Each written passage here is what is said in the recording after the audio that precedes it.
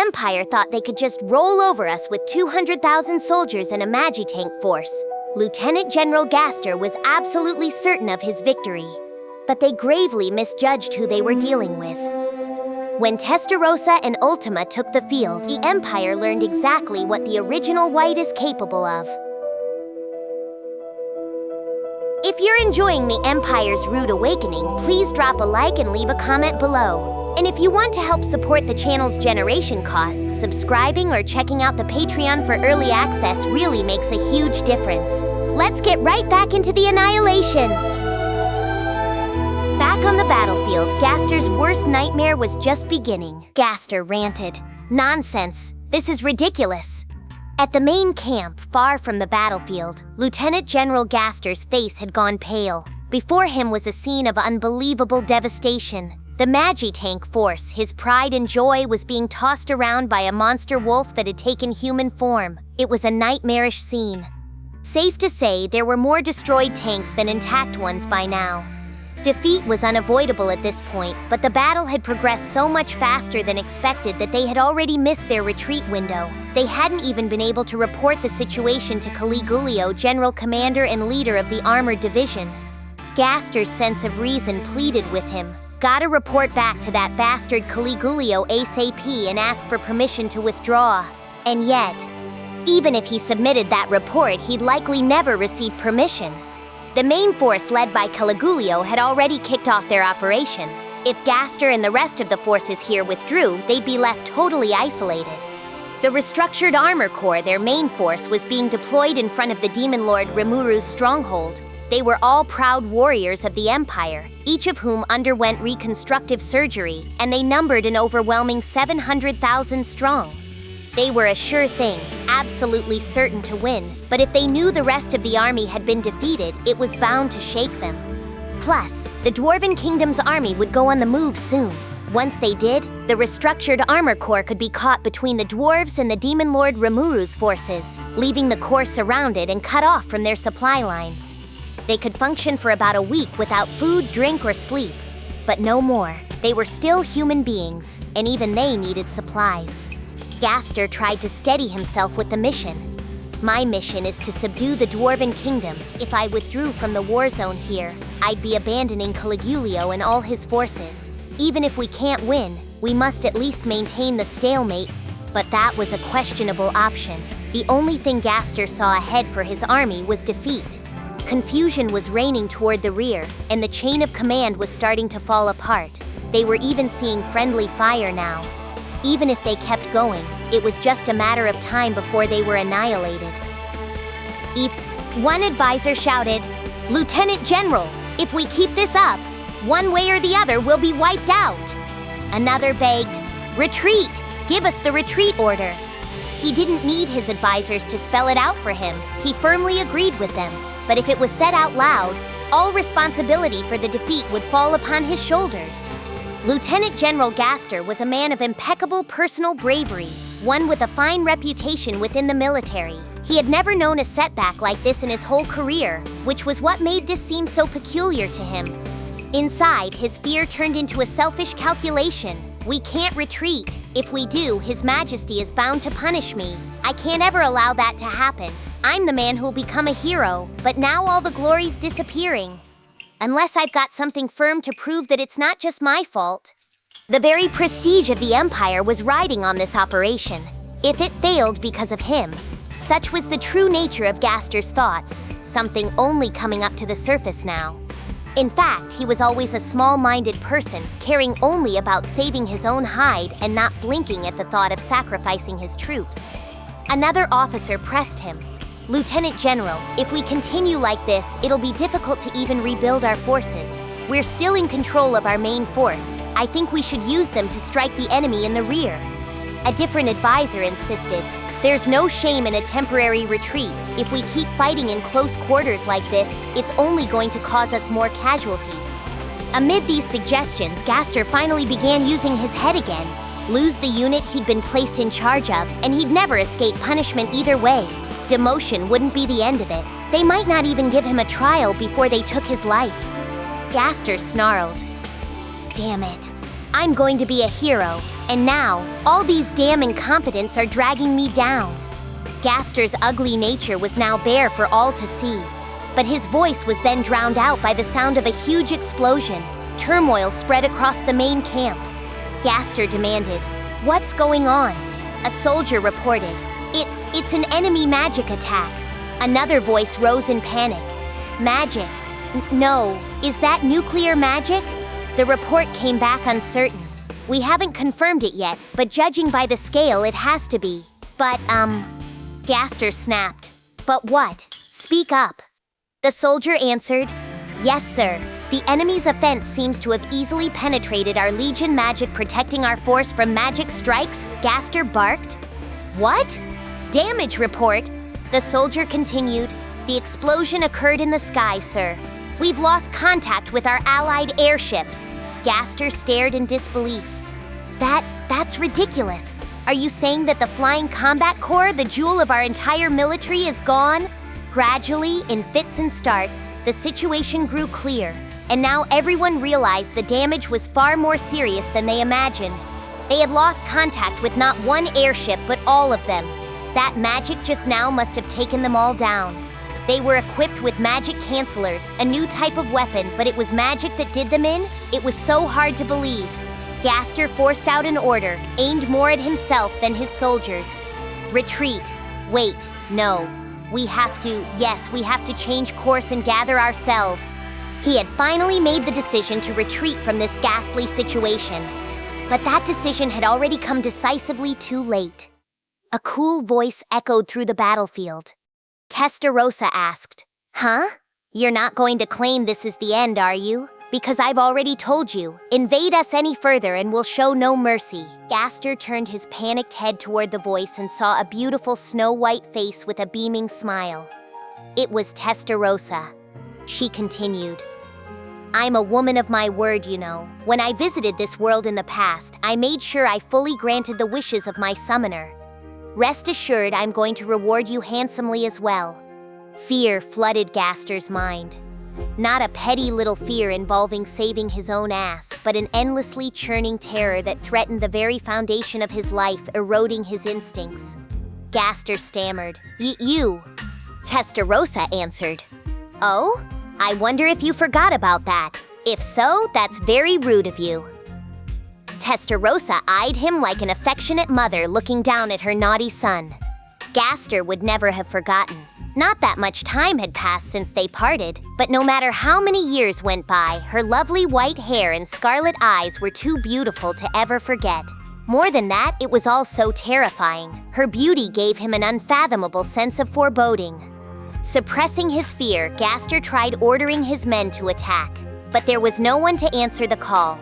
Testarossa sounded almost amused. "I'm not sure what you're trying to do, but your men are resting at the moment. They must have been pretty tired, huh? I can't seem to get them up." She was whispering in his ear now. They were talking face to face a moment ago, but now he found her standing right behind him. He hadn't been careless. He never even took his eyes off her. But before he knew it, Testarossa had moved on him. It was just too fast, and even more frightening, there was no sound accompanying it at all. Gaster's unique skill performer allowed him to detect the movements of his opponents through sound. He could capture even the faintest of noises, things not even a trained guru could control. Not just the beating of one's heart, but even the blood flowing through their veins. And yet sound was completely absent from Testarossa. Then Gaster discovered another terrifying fact. He couldn't hear any sound from his fallen men either. They were dead. Gaster staggered away from Testarossa. You didn't kill them, did you?" Testarossa did not betray any remorse. "Well, you know, I was a bit hungry, so I took some." Gaster echoed her words. "Took some? Took some what?" Testarossa replied. "Oh, a few souls." Her matter-of-fact tone of voice infuriated Gaster. The anger overcame his fear, replenishing the strength in his body. Gaster unleashed his strongest attack. "Die, you foul demon, mind Requiem!" Letting his momentum take him up, Gaster unleashed the most powerful move he could muster, scattering inescapable, murderous sound waves into the surrounding space. The special effects these waves had on the minds of intelligent life forms caused instant death. It was one of his all-powerful finishing moves, effective even against spiritual life forms like demons. But Testarossa just smiled elegantly at him. She told him, "Ah, what a pleasant tone. It'd be such a waste that you had to be human. What a pity. You have such wonderful talent as a musician, but now I have to kill you." Her enraptured expression clouded with sadness. Seeing it made Gaster realize that his attack didn't work. It plunged him into despair. He had been fooled by her beautiful appearance, but Testarossa was definitely not human. In fact, he finally realized she was a higher-ranked being than he had ever seen before in his life. Maybe even more so than that rampaging wolf hybrid. This was beyond dangerous. The implication broke through Gaster's panic. Are you saying there's monsters like that all over this nation? If so, then we may have gravely misjudged our strategy from the start. After all this time, Gaster finally began to feel some regret. Along with that, he foresaw the complete failure of the Empire's military operation. All of this, and above that, Tempest had the catastrophe-class threat Veldora. The war was already dangerously close to being lost. There was no way they could stage a comeback, so Gaster began to get desperate.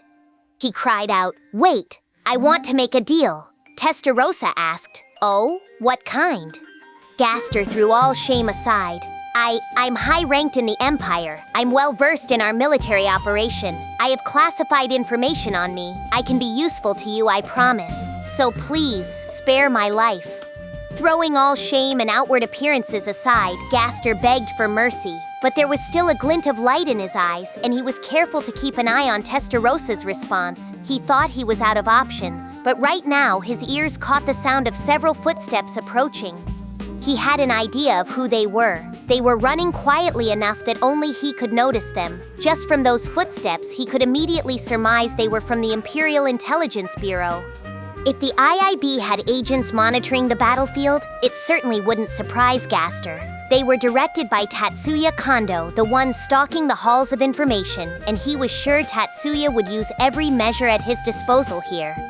So he decided to believe that they were here to save him. It didn't matter how pathetic it made him look. If they could buy enough time for him, he'd be saved. His confidence in this mainly stemmed from a rumor about the IIB he had heard a while back. Among the IIB staff were people simply termed intelligence officers, operatives with first-class combat skills who were trained for operations in any environment. Their names were unknown to the public because they never joined in any ranking duels. They were affiliated with the IIB and they never transferred out. They were, in a way, removed from the world at large, working strictly under the mysterious otherworlder Tatsuya Kondo. That was all just a rumor, and not a very credible one at that. But Gaster had nothing else to grasp onto right now. If these were just regular soldiers coming along, it was all over. But if they were IIB intelligence officers, well, with Gaster's help, they could probably beat Testarossa. That was why, right then, he had to do whatever he could, even beg for his life, to buy some more time. And the bet paid off. One of the newly arrived soldiers shouted, "Do you sense that? You're a demon? No, an archdemon." Several soldiers jumped out in front of Gaster, shouting. He thanked his own good fortune, and when he heard the term archdemon, it suddenly made sense. No way his physical attacks would ever work. He was dealing with a spiritual life form. And an archdemon was top of the heap among them, dangerous enough to pose a calamity-level threat. Only a true champion could fight one off solo, and maybe Gaster would have a chance, but it'd truly be a fight for his life. Gaster dared to ask them, "Who are you?" 3 men were now on the scene. The sight of them reassured Gaster. The first man began, "Sir, we're from the IIB. Just as Gaster expected, they were secret agents. One of them was about to state his name, but the man in the middle, the leader, apparently stopped him. The leader cut in. "Whoa, now's not a good time to give out names." The first man turned toward Testarossa, a concerned look on his face. He asked, "You're no regular archdemon, are you?" Another judged her presence. "It looks like she's received a physical body. Shh, no wonder she had such a faint presence." The leader turned back to Gaster. "Lieutenant General, we'll get to names later. For now, we have to team up to beat this evil demon." Gaster answered at once. "Yes, of course." Gaster had no choice but to back the leader. It was annoying to not be in charge, but right then, survival was everything.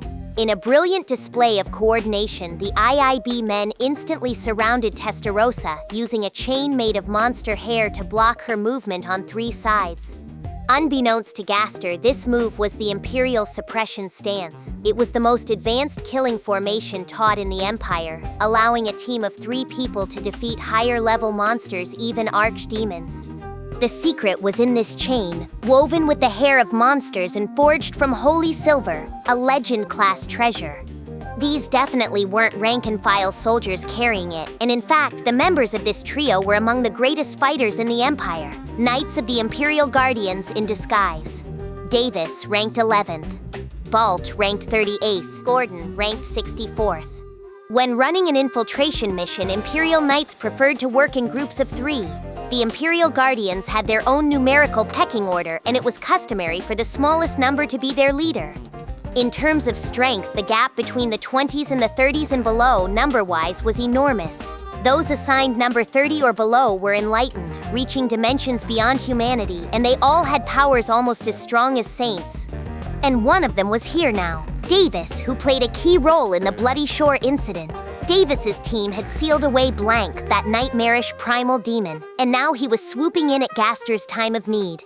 He and Blanc had a score to settle. Watching the Knights act as one to subdue Testarossa, Gaster cheered internally, assuming he was saved. If he kept throwing mind Requiem her way, he reasoned, even a spiritual life form couldn't last long. He had included physical creatures in his previous attack, but this time he adjusted it so it only affected spirituals. That way, no matter how lofty an archdemon she was, it'd be impossible for her to maintain her existence. That's what he thought, but again, he was too naive. This strategy didn't take into account the fact that Testarossa was physically incarnated. It was meaningless to act only upon her mind, and his mind Requiem had no hope of working. But even before that, Testarossa looked at the trio and murmured, "Oh my goodness, what a fond trip down memory lane. These are the people who defeated me before, aren't they?" Gaster faltered. "What?" Testarossa continued, "This is so nice. I was so rudely interrupted last time that I wasn't able to eat a full meal back then. I had this wonderful meal set up for me, and just when I was set to dig in, that happened. Don't think I've forgotten about that." Testarossa's voice, filled with malice, echoed across the area. Despite being blocked by the chain, she didn't sound even remotely concerned. One of the 3 men recoiled. "No! This evil presence!" Another stared at her. "Look at her. Is that Blanc? The original white?" The third voice shook. "It can't be. We made so much of an effort sealing her away and she's back this quickly?" Testarossa laughed at how upset all 3 were. It was so wicked of her, yet so beautiful. She savored their expressions. "Ha ha ha, such lovely expressions on your faces. Fear, anxiety, and completely unfounded confidence. All you can do is pretend to yourselves, but you still haven't run away from me? You certainly do enjoy engaging in wasted efforts, don't you?" One of the men snapped. "Shut up, demon," Davis answered her challenge. "We didn't expect you to come back, but don't forget, we've sealed you once already, remember? Boast about your victory after you beat us." Gordon backed him up. "Davis is right. We're going to destroy you down to the soul this time." This declaration was ridiculous to Testarossa. She asked the question as elegantly as could be, even as the Imperial Suppression stance caught her in its grasp. "You guys are so funny to me. Are you sure you should be that self-confident? You think the exact same technique is going to work on me a second time?" Gordon spat back. "Quit being a sore loser. Nobody here's gonna listen to a demon's nonsense." Davis agreed. "Well said, Gordon. There's no place for you in this world, demon, and if you couldn't get it through your head once, we'll bury you as many times as it takes." Davis stayed focused on the mission. "Lieutenant General Gaster, leave this scene to us, please. You and your troops should retreat." Davis was calm from start to finish. The original White's appearance was unexpected, but he still hadn't forgotten his original purpose. He was attempting to defeat the Wolf Demon, the combined Gobta and Ranga. In order to achieve that, Davis intended to convince Gaster to withdraw his troops so Davis didn't blow his cover finishing that monster off. Not even Davis had the right to give orders to the higher-ranked Gaster. If worst came to worst, eliminating him from the picture entirely was a possibility. But with Blanc on the scene, now was no time for that. Davis had no hope of beating her while maintaining his cover. In fact, unless he got all the nearby troops out of here fast, they could all get caught up in this battle. Gaster, unaware of any of this, was suddenly spurred back into action. He was having trouble keeping up with this situation. His mind raced. Blanc? The original white? What are they talking about? Do they mean that Archdemon? I can't think about that now. Enough thinking about who this trio is. I gotta survive this. Desperately slamming his brain into motion, he tried to come up with a solution. Then, in a panic, he used his unique skill Performer to order his entire army to retreat. But it was too late. The moment he had encountered Testarossa, all hopes had already been dashed. Davis, Balt, and Gordon were three nameless heroes who had once defeated a powerful demon lord. The incident was known as the Bloody Shore, when Blanc, the dreaded original white who ruled over the demons of the East, came dangerously close to incarnating herself in this world. Ever since, the Empire's vigilance against demons had changed dramatically. Every city had its own demon control office now, and their summoning was banned by law. If an archdemon was ever to physically incarnate itself, it'd require mobilizing the army to deal with it either way. If not handled properly, it'd be a potentially city-wrecking disaster. Plus, this was a primal, a very special existence among archdemons. Their strength couldn't even be measured in terms of mere magicules. Ever since that incident, Davis believed it was sheer good fortune that let them defeat Blanc. But at the same time, he was confident that no matter how many times they staged that fight again, he'd never lose. Why? Because he was ranked 11th. Even the strongest champions of the outside world were no match for the truly powerful, those who had lived for over 1,000 years in the underworld. We're talking the magic-born Raisin, guardian of Farmis, and the heroic King Gazel of the armed nation of Dwargan. Otherworlders like Yuki Kagerazaka and Hinata Sakaguchi wouldn't cut it. Neither would Thalion's Magus Corps or Lobelia Crusaders. No matter their strength, they'd always be a mere blur before the Imperial Guardians. And even among this all-powerful group, the single digits held a special position. Davis, being ranked 11th, served as their assistant. Davis brimmed with confidence. His Majesty has given us this, the most powerful of gear. With our combined powers, there's no way a mere demon could defeat us. Once he urged Gaster to retreat, Davis turned to his companions. He ordered, "Both of you, open it up! It looks like Blanc's incarnated herself, but she couldn't have stored up that many magicules yet. We'll hit her with all we got." Gordon answered, "Right." Balt smiled defiantly. "On it." As they acknowledged him, the pendants hanging from all three of their necks began to glow. The light soon became a torrent, enveloping their bodies, and what emerged from them were three warriors wearing golden full-plate mail. This was legend-class armor only given to the chosen ones. Imperial Guardians generally preferred their choice of weapon, but their armor was generally all the same. This was impeccable quality, handed down from ancient times. No ordinary person could even catch a glimpse of them. And now that they had it on, Davis and his companions were able to fight with all their might. Davis shouted, "Bad luck for you, Original White. Maybe you've gained a physical body, but that's where it ends. Meeting us here was the end of your good fortune. Nyeh?" To give him a better chance at finishing off Testarossa, Davis had put more strength into his grip on the chain. Then he noticed that there was no response from it. Testarossa, whom he had sealed up inside the chain, had slipped it off like a pair of pants. Testarossa's chilling voice came from elsewhere. "Look, do you think I'm going to let you do that?" Davis turned toward the voice. There he saw Testarossa, whose hand was on Gaster's neck. With a dull snap, the Lieutenant General collapsed. He was dead, killed by the demon without putting up the slightest resistance. Davis instinctively shouted, "How?" Gaster might have been more than a little self-centered, but he was no weakling. He was a lieutenant general, and he had the ability to match. In fact, he had every right to join the Imperial Guardians' ranks. Probably just a far-flung number, yes. But even so, he wasn't the kind of man who'd go down that easy. And Davis shuddered as he looked at his hands. The chain of holy silver, monster hair threaded through it. This legend-class piece of gear had been battered to pieces. Confused frustration flashed across his face as it did with Balt and Gordon. They had no idea when Testarossa had even moved, much less broken the chain, and the hardship didn't end there. Testarossa gave them a lustrous smile.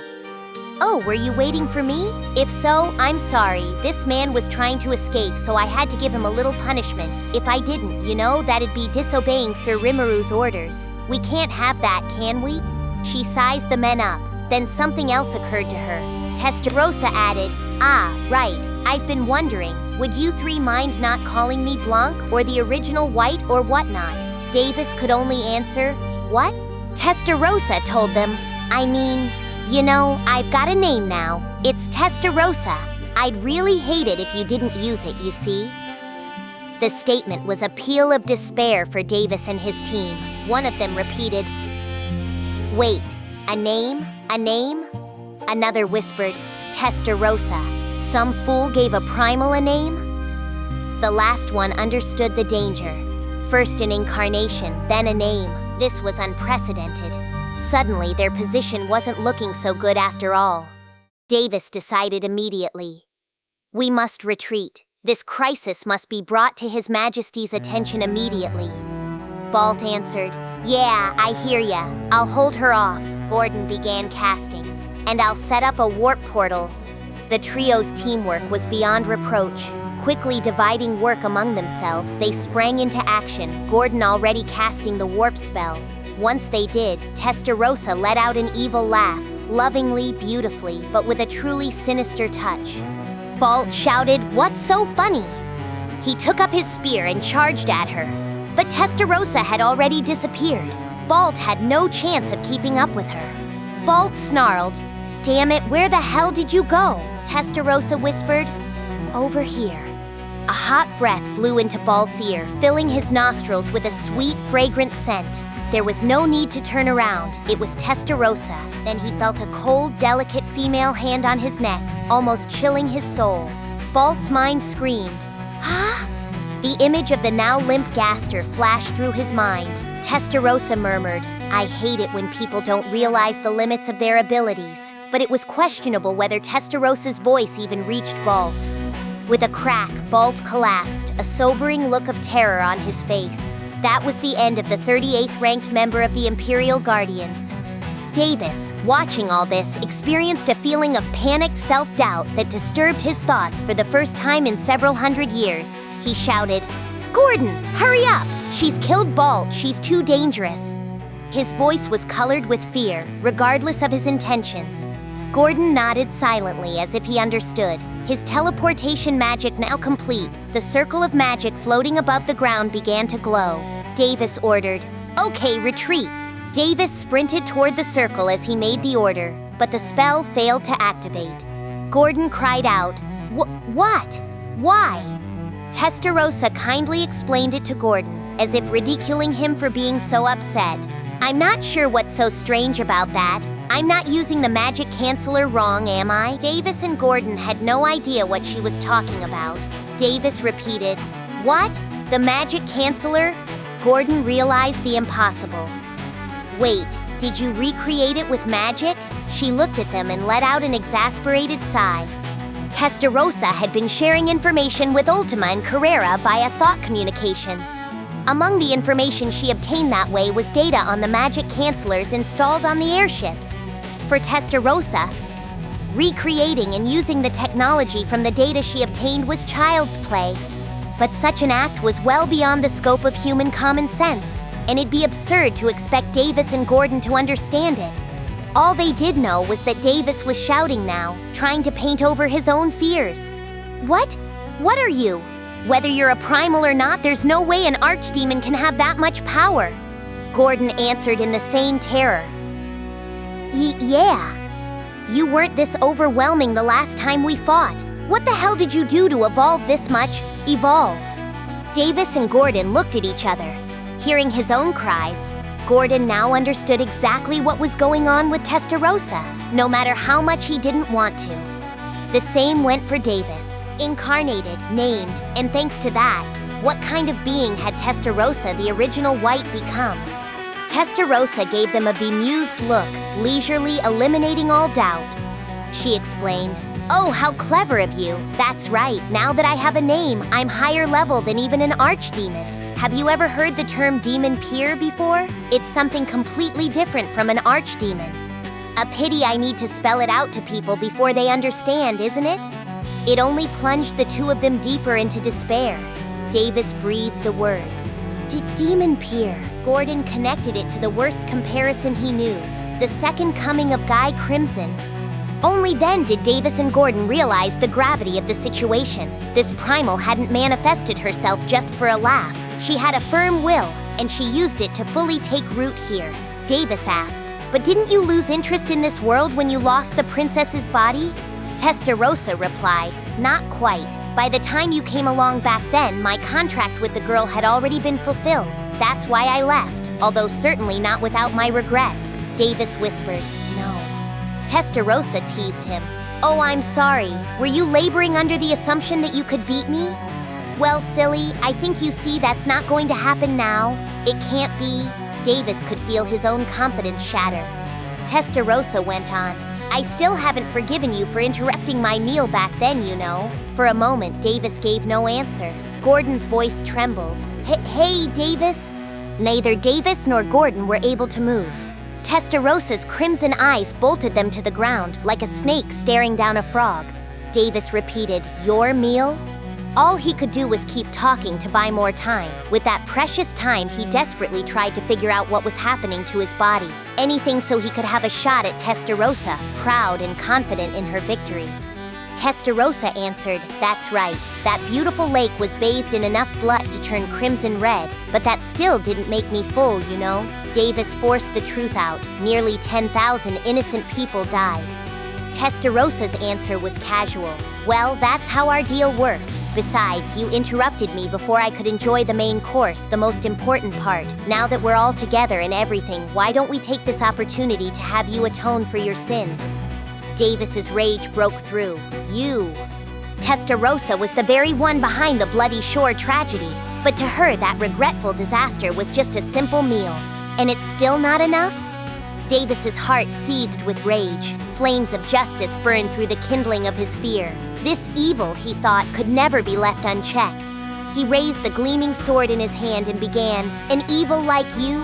Raising the weapon, Davis struggled to escape Testarossa's binding spell. The initial results were promising. He could feel his body regaining its strength, but Davis's despair had only just begun. A cute voice not at all appropriate for a battlefield came from above. "You're not gonna kill them yet, Testarossa. I don't mean to interrupt, but I think it's time to end this." It belonged to a girl with bluish-purple hair in a side ponytail, Ultima. Even Davis, ranked 11th in his nation's hierarchy, could sense there was something unusual about her. Testarossa looked up. "Oh, is that you, Ultima? Did I make you wait long?" Ultima answered, "I've just been taking my time with Gabiru's band, so I'm not one to talk. But Sir Rimuru asked us to give our all, so if we don't finish this fast, he's gonna be mad, you know?" Testarossa replied, "I sure don't want that." Ultima agreed. "Right?" Testarossa explained, "I just ran into some old acquaintances of mine, so we wound up chatting a bit. But you're right, let's end this before Sir Rimuru gets angry." Davis couldn't understand the conversation unfolding in front of him. Or really, it's not that he couldn't, he just didn't want to. No. Testarossa and Ultima were both doubtlessly on the same level. Two demon peers. Taking on just one of them was difficult enough. Having backup just sealed the deal. Davis's flames of righteousness burning hot inside him had been painted black before he even knew it. Black with fear. The glory of being the 11th Imperial Guardian was meaningless in front of this duo. If it was just one archdemon, Davis might have been able to take care of it himself. But the reality of two demon peers almost broke his heart. He couldn't be blamed for that. In fact, Gordon was already crouched down and sobbing. Once a quiet, reliable man, now he was behaving like a little child. Suddenly, Davis felt jealous of Balt dying before him and all. He had passed on without even realizing the true identity of what he had been up against. How fortunate for him. Ultima brightened. Great idea. Testarossa addressed Davis one last time. "Well, I'm sorry to say goodbye, but I have to go. I know, since we're old friends and all, why don't I show you the magic you wanted to see?" Testarossa sounded as amused as ever, speaking to the stunned Davis. He didn't know what it meant, but he did know the end was near. From the deepest darkness, a black flame was called forth. The flame, condensed to the size of a fist, shone on the palm of Testarossa's hand.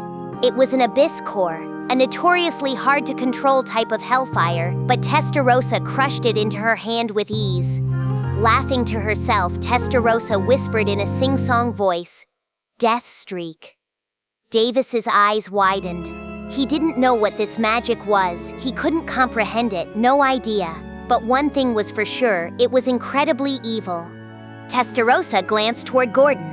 "And you over there, you know Guy Crimson, huh? In that case, you know what this magic is, don't you? The same one Guy used when he became a demon lord?" Sadly, Davis's consciousness cut out at this point, plunging into an even deeper abyss of desperation, wishing he had never known anything at all. The abyss core crushed into Testarossa's hand became a black light that shone across the surroundings. It had the property of penetrating through almost all types of matter, a dark light that never occurred naturally. When it passed through a living being, it directly affected their genetic sequences, forcibly rewriting their genes to kill almost anything it encountered. It was deathly magic, the epitome of pure evil. But according to tradition, it existed for a different purpose. The only ones who could withstand this magic were spiritual life forms or those whose souls had memory retention skills. Living things who could completely reconstruct their bodies after they were completely destroyed could escape this magic, and nobody else. Spiritual particles, the tiny matter that made up magicules, emitted a special sort of wave. This was the light of darkness itself, difficult to counteract with magic and impossible to counteract via physical means. The only way to resist them was with other spiritual particles, and thus the only way to resist dark light was with more dark light. No other type of protection was possible. Exposure to this light produced a 99.999% fatality rate, but not even that was 100%, and so, extremely rarely, there were survivors. 1 in a million would react by turning their body into a monster and gaining new life. In other words, this magic also selected those most suitable for monster transformation, granting the victims their blessing. It was the worst, most taboo kind of spell, this nuclear-level death streak. Instead of destroying physically like disintegration, it accurately bore down only on the particles that created life memory. It was the ultimate forbidden magic, one that could destroy the very souls of people. And so Davis, ranked 11th in the Empire, and Gordon, ranked 64th and pretty much just along for the ride, became the first victims of Testarossa's death streak. It didn't end there. Shortly thereafter, a ferocious rampage of death blew across the land, affecting everything within a 500-yard radius. It didn't distinguish between friend or foe, killing every living thing within that range. And that's why Testarossa used magic sense to ensure there were no allies close by before launching it. And this was her going easy. If she had cast Death Streak with all dampers removed, everything within several miles would have breathed their last. Death Streak was just as effective against spiritual life forms as it was to anything else. But Testarossa had been careful to activate it in a way that wouldn't affect their souls, so it was harmless to her and Ultima. The two of them casually surveyed the results. Ultima said, "Doesn't look like there's anything alive in this whole area. By the way, you did a really good job with these, Testarossa." Testarossa asked, "Oh? What do you mean?" Ultima answered, "These toys they call tanks, I mean. They all look in perfect shape so we can bring them back intact and examine them more." Testarossa replied, "Well, of course. That's why I cleaned out only the humans from here." Ultima considered the sky. You know, maybe I should have cast Death Streak too instead of cutting corners up there. Then maybe I wouldn't have broken up all those toys in the sky." Testarossa told her, "True, Ult, you could say you were a bit too flashy there, but if we can recover that first sample that crash landed, that ought to be enough for reference." Ultima admitted, "Sure, although I sure did cause a lot more damage to them than I thought. Those toys are so fragile. I only meant to destroy one, but I wound up breaking a whole bunch of them."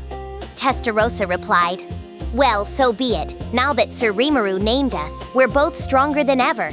We're gonna have to be more careful from now on, Ultima." Ultima said, "Yeah, I feel bad about it too. But you know, what I'm really worried about is Carrera." I'm not sure if she knows what the word restraint means, and you know how much she loves flashy magic. Testarossa answered. That's why she's on standby over at our headquarters. Rimuru had the foresight to assign her to that, which I was certainly glad to see. Ultima brightened again. Oh, well, that's a relief. So they merrily chatted on. They may have been misreading Rimuru in a few ways, but nobody was around to point it out to them.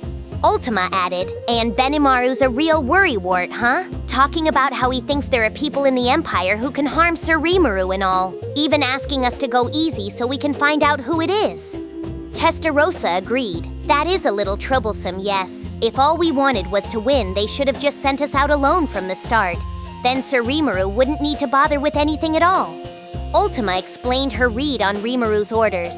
Well, it was Sir Rimuru's idea, wasn't it? He even told us not to fight. I think he wanted to give Gopta and Gabiru and their forces a chance to grow a bit. It'd be easy for him to just evolve them upward, but the only way to get experience is to actually do it after all. Some dolt with a lot of power and nothing else is just a wimp to us.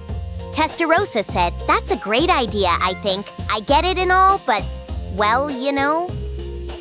Ultima concluded, at least we got to perform in the end, that's nice. Testarossa and Ultima were enjoying themselves well enough, but as they spoke, they were also carefully gathering up the souls of all the dead around them. The forbidden spell Death Streak had a secret. There were no known successful cases of someone turned into a monster by it. The only way it ever would do the trick was if you had a soul left to be transformed. But if those souls were all being harvested as they were right then, the chance of survival went from 1 in a million to exactly 0. They said the devil never gave you a straight deal, and this was maybe another example of that. A great way to hide the real probabilities, though. Testarossa and Ultima were aware of that naturally, and that was why, once they were sure there were no survivors out on the field, they declared the battle over. Witnessing the fate of those who messed with her never moved Testarossa's heart. There was no real emotion. She treated them the same as anyone else. They had never been in Testarossa's mind in the first place, so this was only natural. And with that, the battle with her cohort was finished.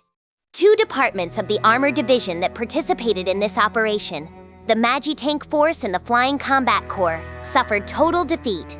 With the death of Lieutenant General Gaster, the Empire had lost its local base of operations, leaving the soldiers out on the farther reaches isolated and struggling to flee. Now the only question in this battle of annihilation was how long it would last. Gaster's Magitank force numbered 200,000 service people, while Major General Farraga's Flying Combat Corps had 40,000. Without a commander, there was no way for the Imperial Army to request a ceasefire, and so all the Imperial forces on the ground and in the air lost their lives on the battlefield. At that moment, the Tempest side was confirmed the victors, but this didn't mean the end of the war. That was because General Caligulio, commander of the Armored Division, still had no idea about this defeat.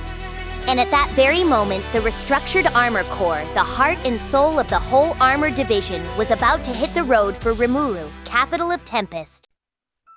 Route confirmed. The next episode and full playlist are ready. Then don't stop here. Keep watching in story order and subscribe before the next part drops.